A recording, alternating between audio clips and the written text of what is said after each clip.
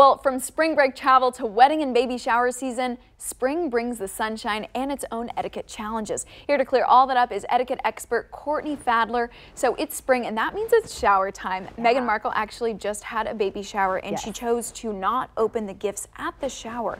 So does that mean that tradition is breaking, or should we stick to those traditional rules? Yeah, so that made so much news, didn't it? Everybody heard about the baby shower in New York and how she instead decided to keep her baby gifts and take them back and open them privately with Prince Harry, I think was her reasoning behind it, or what they said. And so, you know, there's a lot of people out there who are choosing maybe to not open gifts at the shower. And so I would say from an etiquette standpoint, the one thing you really want to consider is the feelings of your guests there, and the fact that they probably spent a lot of time and effort in finding that perfect gift that they wanted to give to you and wanted to see your reaction to. It may be something off the registry, or it may be something sentimental, or something they're passing down to you, or maybe something they had monogrammed that was special or useful to them.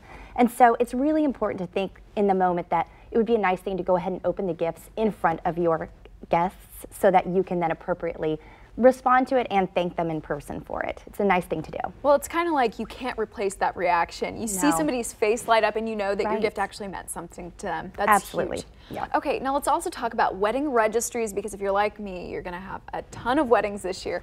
You know, more and more people are asking for money for their honeymoons. You know, is this appropriate? And if so, and we choose to donate, how much should we choose to give? This is a question I get a lot. Like, what is the appropriate amount? Because so many people are doing that, fund a honeymoon or fund a new home. And a lot of people, I think, are maybe finding that they already have a little bit of a home established and they don't really want the full registry, and instead they're asking for cash instead. And this kind of creates a bit of a conundrum for people who are like, how much money do I need to be putting toward this? And here's the answer. There is no amount of money that is a standard for people. It really is based off of your budget. And if you're not comfortable, handing over a check for a certain amount of money for many reasons, you may always feel free to give them a gift that matches your budget. You don't have to actually go and give money. If there's something that's not on the registry that you still want to give them, that's absolutely acceptable, because as the couple, you should just feel grateful and gracious for anything that comes your way. Yeah, the gift is kind of them being there, and then of course anything else, just a bonus. Absolutely. Registry is not a mandate. This is a suggestion, but people should still feel free to do what they would like to do for that couple. Okay, so we were just chatting, you were traveling, some of the guests in the studio have been traveling with spring break. Lots of times we're staying in hotels. Tips come up a lot, so how often do we do that, and how much? Yeah, that's a great question. I think it's really important to be cognizant about that before you go on the trip. So make sure you go and you get a couple of those lower dollar bills in your pocket so that you have them handy. And here's the general rule of thumb. If somebody is helping you carry your luggage, you want to make sure and you give them $2 or $3, to tip them. SkyCap is about $2 a bag and $1 every additional bag for them to take them for you. Okay. Along the way, if a concierge does something great for you, makes a great restaurant recommendation or reservation, make sure you tip them $5 or so here and there.